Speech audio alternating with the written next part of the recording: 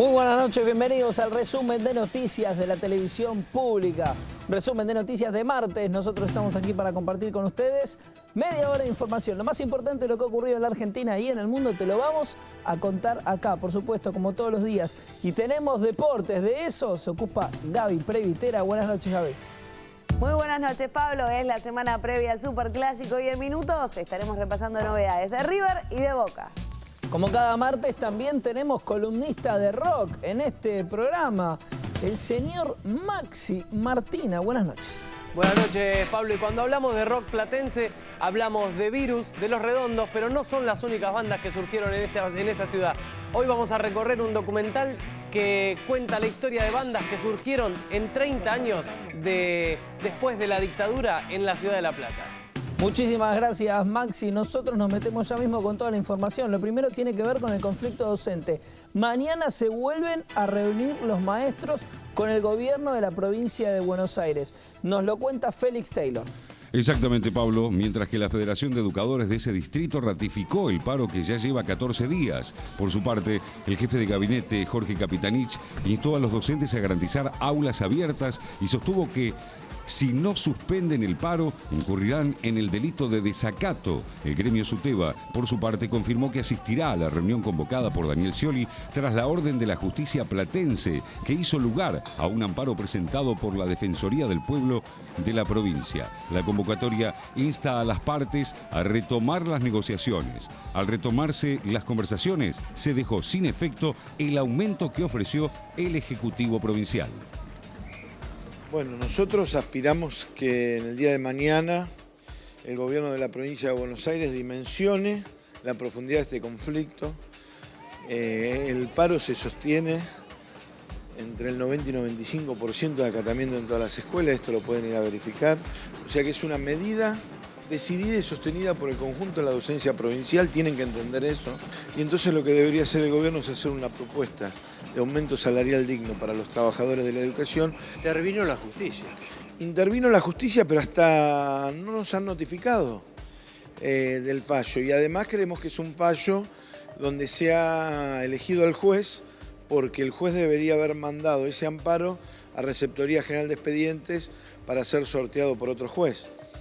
Esto ya fue hoy en horas de la mañana, hay otro juez, pero hasta ahora no tenemos ninguna notificación de fallo judicial. Vamos a escuchar una propuesta del gobierno que se acerque a esa posición. Se acerca a esa posición, nosotros la sometemos a asamblea y son los docentes los que nos van a decir a los sindicatos cómo tenemos que actuar después de eso.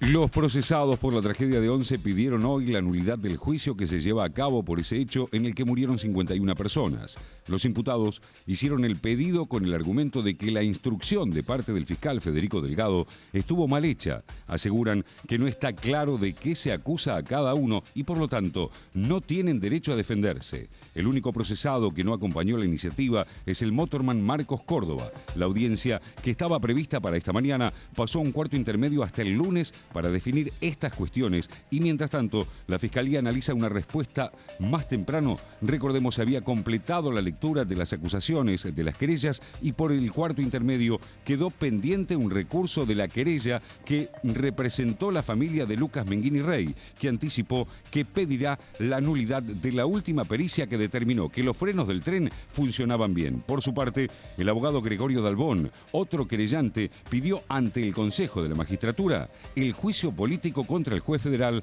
Claudio Bonadío. El Tribunal Oral Federal 2 me parece muy digno y me parece que está haciendo las cosas prolijamente, no como era anteriormente en la instrucción, que el juez realmente hacía lo que quería y no lo que correspondía. Este accionar de Bonadío que usted está justamente denunciando, ¿de alguna manera perjudica lo que es el desarrollo del devenir judicial y de la causa en sí? No, para nada, no, para nada, porque es una cuestión en el Consejo de la Magistratura que nada tiene que ver y que nada va a retrasar lo que tanto queremos, que es saber la verdad. Los dichos del doctor Bonadío corren por su cuenta y él es quien deberá defenderse, pero sinceramente consideramos que todo lo actuado por el juez fue refrendado por sus superiores, corregidos, inclusive algunos puntos centrales de la elevación a juicio, como por ejemplo los cargos que se hacían a los procesados.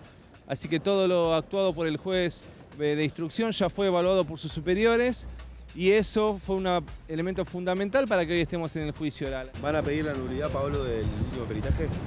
El peritaje, no sé si el último, pero que más resonancia generó.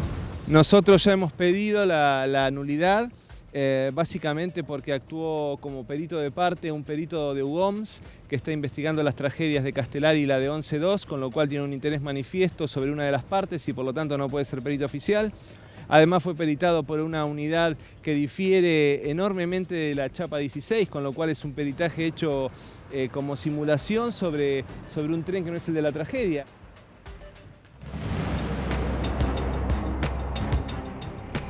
El director del diario La Nueva Provincia, Vicente Massot, se refirió a su participación durante la última dictadura cívico-militar. El dueño de la empresa periodística de Bahía Blanca señaló en 2013 que no era un bebé de pecho. Yo también tuve participación. La declaración fue puesta a disposición de la justicia en la causa por delitos de lesa humanidad por el que está imputado por la Fiscalía por la desaparición y muerte de 2 trabajadores de La Nueva Provincia. La frase de Massot, quien la semana pasada debió presentarse ante la justicia, fueron realizadas el 25 de abril de 2013 durante la presentación de su libro El cielo por asalto, ERP, Montoneros y las razones de la lucha armada. La grabación de la conferencia de Massot, realizada en el Consejo Argentino de Relaciones Internacionales, fue tomada por el periodista Federico Randazzo, quien la puso a disposición de la Unidad Fiscal para Delitos de Lesa Humanidad a cargo de José Nevia y Miguel Palazzani. Gran trabajo de investigación periodística está realizando Federico Randazzo, que está aportando mucho a esta causa de Vicente Massot. Veremos qué dice la justicia en las próximas semanas, que el juez tiene que definirse si lo llama indagatoria o no. Cambiamos ahora de tema. Comenzó en Salta el juicio por el crimen de las 2 jóvenes turistas francesas. Ante la sala del Tribunal de Juicio de Salta comenzó este martes a las 9 de la mañana el juicio oral por el homicidio de las turistas francesas Cassandre Bouvier y Auria Momni, cuyos cuerpos fueron hallados sin vida el 29 de julio del año 2011 en la quebrada de San Lorenzo. 2 de los abogados defensores y la defensora oficial niegan toda participación de sus defendidos en este hecho que conmocionó a Salta en julio del año 2011. Los acusados, Gustavo Orlando Lassi, Daniel Octavio Vite y Santos Clemente Vera, están imputados como probables autores responsables del delito de doble homicidio calificado, criminis causa, con abuso sexual agravado y robo calificado con concurso real. Además, Omar Eduardo Rama y Antonio Sandoval están imputados como probables autores responsables del delito de encubrimiento calificado. Estas personas recibieron un arma, supuestamente el arma homicida, y las recibieron de otras personas que eran sus amigos, sin saber qué es lo que pasaba. Son gente de la zona, son gente muy humilde. Después de finalizada la primera audiencia, que duró más de 6 horas, aquí en el Poder Judicial y Ministerio Público de la provincia de Salta, los abogados de los querellantes dialogaron con la prensa. Hay 3 testimonios de 3 peritos franceses requeridos en la audiencia. Esas pruebas en principio han sido objetadas por una de las defensas. El tribunal difirió el tratamiento para más adelante y esto se ha hecho en el marco de un convenio de cooperación internacional en materia penal. Dirigentes de todo el arco político se han manifestado en contra de las declaraciones del gremista Luis Barrionuevo, que fue muy duro y desde un lugar bastante vulgar y terrible con el expresidente Néstor Kirchner. Quería manifestar desde el punto de vista personal el repudio más explícito a las declaraciones formuladas por el dirigente gremial Luis Barrionuevo, que naturalmente me genera un impacto desde el punto de vista personal, porque pretende horadar la memoria de quien fue un amigo personal, presidente del partido y expresidente de la Nación, Néstor Kirchner. Por lo tanto, quería manifestar públicamente ese repudio. Él aprendió 4 o 5 palabritas para decir estas cosas para que nosotros hagamos lo que estamos haciendo en este momento, prestarle atención. La realidad que si vos me dijeras, el doctor Alfonsín hizo una consideración de esta característica, un señor que con todas las letras, con mucha estatura, uno puede comprender que tiene que dar una discusión política, un debate o una explicación de alguna característica. Pero este tipo no es un vivo, es un sinvergüenza, porque el que se la agarra con un muerto que no se puede defender es un gil, y no es un vivo, es un sinvergüenza. Entonces, ¿qué va a perder el tiempo con la explicación de un sinvergüenza? Hay cosas más importantes en la vida, como hacer pis, por ejemplo, antes que andar contestándole a este tipo. Se agota en sí mismo, no da para nada.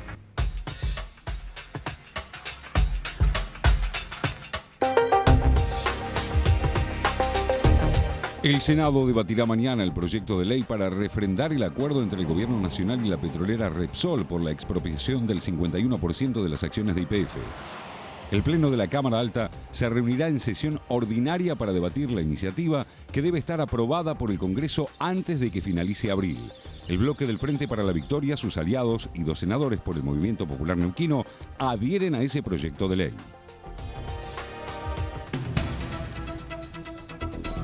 Y tenemos ahora más información en este picado de noticias.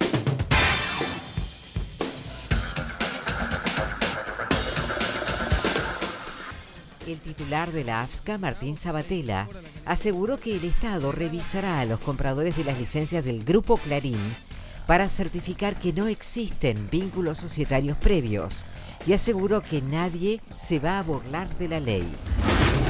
Zárate y Campana, junto a otros 50 municipios de otras 15 provincias, superan el límite del 15% de posesión de propiedades agropecuarias por parte de extranjeros.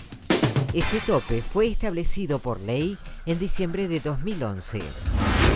El obispo de La Rioja, Marcelo Colombo, criticó la lentitud del juicio por el asesinato de Monseñor Enrique Angelelli en 1976 a manos de la dictadura, ya que hay una sola audiencia por semana y solo quedan vivos 2 imputados, los represores Luciano Benjamín Menéndez y Luis Estrella. Se realizó una audiencia judicial en la que el gobierno porteño intentó incumplir la cautelar que ordenó la restitución de Claudio Spector al frente del programa de orquestas infantiles. Docentes, padres y alumnos se manifestaron ante el juez Francisco Ferrer por la continuidad del director. La fiscal Sabrina Namer pidió 4 años de prisión para María Julia Alzogaray, la funcionaria menemista que estuvo a cargo del proceso de privatización de la ex Telefónica Entel, acusada por una presunta estafa de 250 millones de pesos. La Secretaría de Derechos Humanos de la Nación lanzó la publicación Los juicios son ahora, donde se informará mensualmente sobre la marcha de los procesos por delitos de lesa humanidad que se desarrollan en todo el país. La publicación estará a cargo de la agencia TELAM y la distribución al interior se hará por Aerolíneas Argentinas. Existieron en otros tiempos, cuando se daba el juicio a la Junta, el diario del juicio, que era un diario de una publicación que realmente fue muy exitoso y que después en Santa Fe se replicó, en Córdoba se replicó como el Será Justicia, en distintos lugares se replicaron en periódicos que pretendían justamente convertirse en una herramienta de difusión para que la sociedad pueda comprender.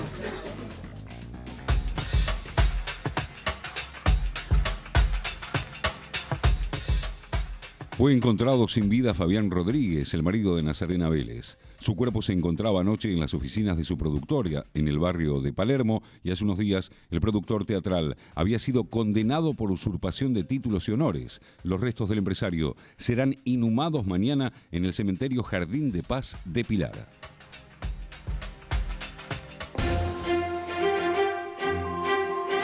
Y la información del ámbito internacional nos lleva ahora a Venezuela. Allí el presidente Nicolás Maduro informó sobre la detención de 3 generales de aviación, a los que vinculó con un intento de golpe de Estado. Maduro dijo que los 3 detenidos fueron capturados gracias a la conciencia de otros mandos militares que los denunciaron. El mandatario se reunió en Caracas con los cancilleres de UNASUR, que sesionan en su país para analizar la crisis política.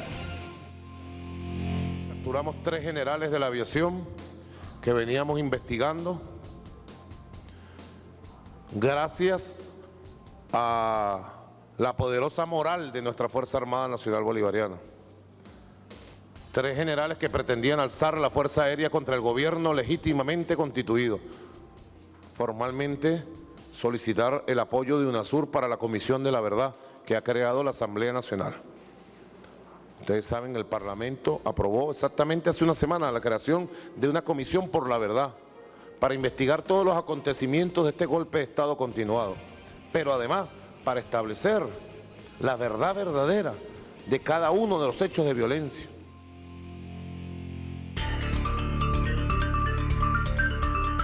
La presidenta Cristina Fernández reveló a través de su cuenta de Twitter que esta mañana, a solicitud de la embajada rusa, tuvo una conferencia telefónica con el presidente de la Federación Rusa, Vladimir Putin, en la que hablaron sobre la cuestión de Ucrania. Cristina detalló que Putin destacó la posición argentina al incluir en el debate el doble estándar de varios países sobre los principios de la Carta de la ONU y agrega a la mandataria que, como dije en Francia, no se puede estar de acuerdo con la integridad territorial en Crimea y en desacuerdo con la de las Islas Malvinas.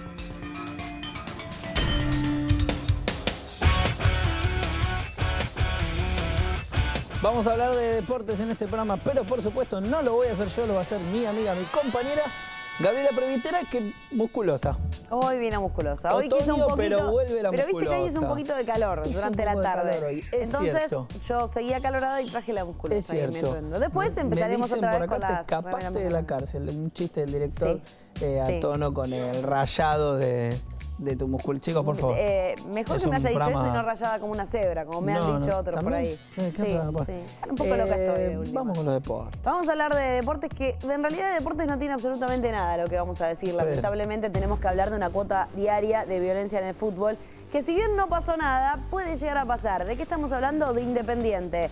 Independiente no atraviesa futbolísticamente la mejor situación, si bien sigue estando en la zona de ascenso directo a la primera división del fútbol argentino, ya comparte esa posición con Instituto. Esto significa que si hoy terminase el campeonato de la segunda división, tendrían que jugar un partido de desempate para saber cuál es el tercer equipo que asciende directamente a la primera. Estas pintadas que se ven en este momento en la pantalla, lo que se ve del lado derecho de la pantalla, son las pintadas con las que amaneció hoy la sede de la institución de Independiente. Por el otro lado, la marcha que se vio esta tarde, donde vemos la imagen de Javier Canteros, el presidente de la institución que ayer se rumoreó y fuerte que había renunciado al cargo de presidente.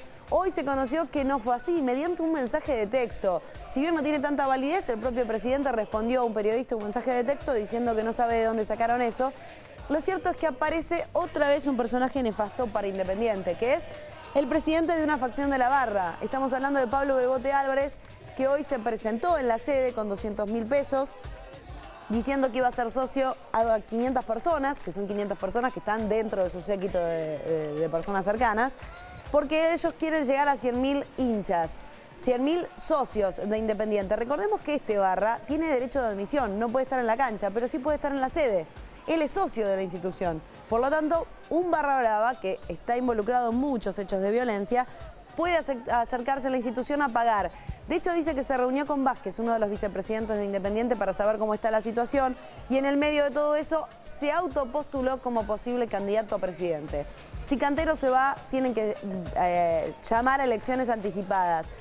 Por eso él dice que va a formar un frente para presentarse y que quiere declararse como presidente de la institución. Si algo le faltaba al rojo, es que Leguizamón, Luciano Leguizamón, un exjugador de la institución, directamente le pida, por el dinero que le deben, las copas.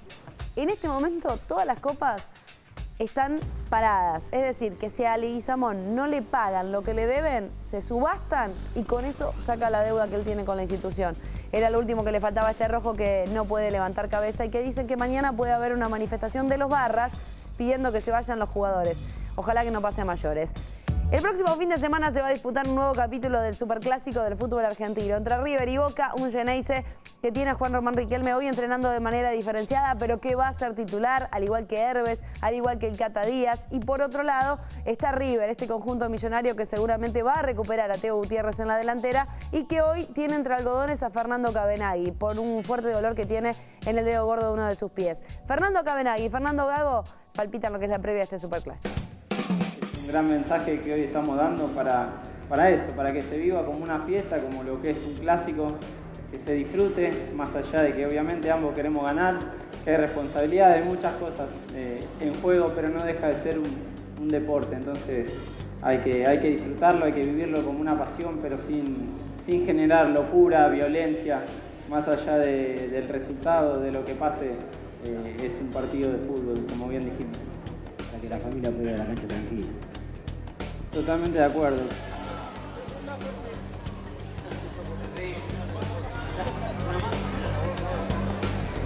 Bueno. Hoy se cumplen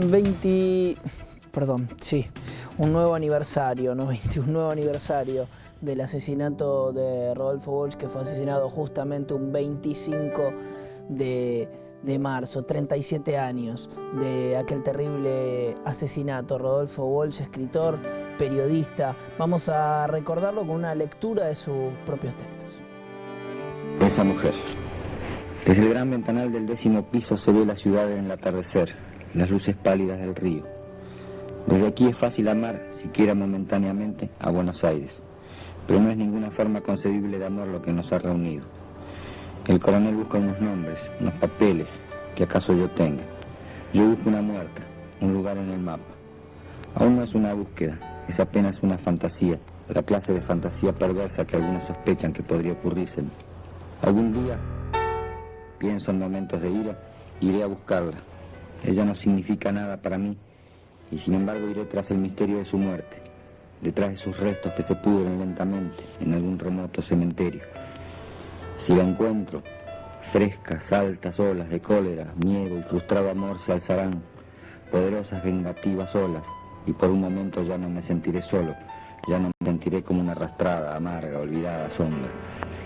El coronel sabe dónde está.